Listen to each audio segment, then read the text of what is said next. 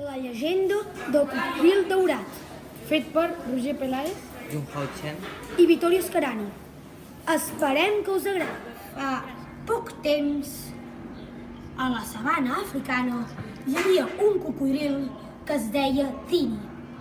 Hola!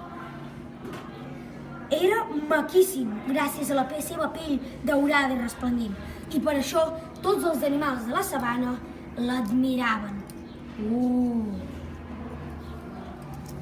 Un dia, unes dones d'un poble d'allà a prop van anar a la seva bassa i, com que tenien molta set, van agafar l'aigua fins a buidar tota la bassa. En pocs dies, la pell d'en Dini es va secar i del fantàstic cocodril que era ens va tornar en un cocodril molt més lleig i horrible.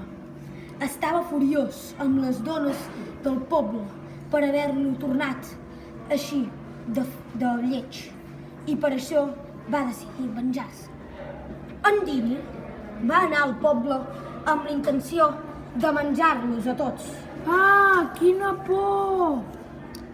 Però, quan va arribar, va veure tanta pobresa entre aquella gent que va decidir regalar-los la seva pell d'or.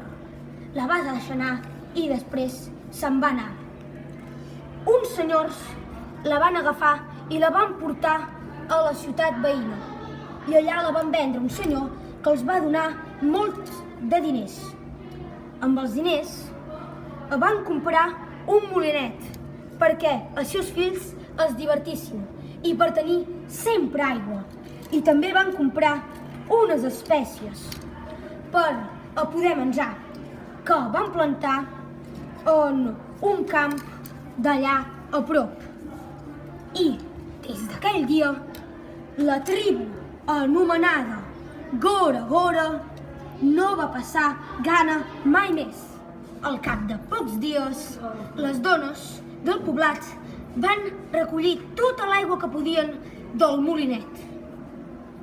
I després van anar caminant fins a l'antiga bassa d'en Dini.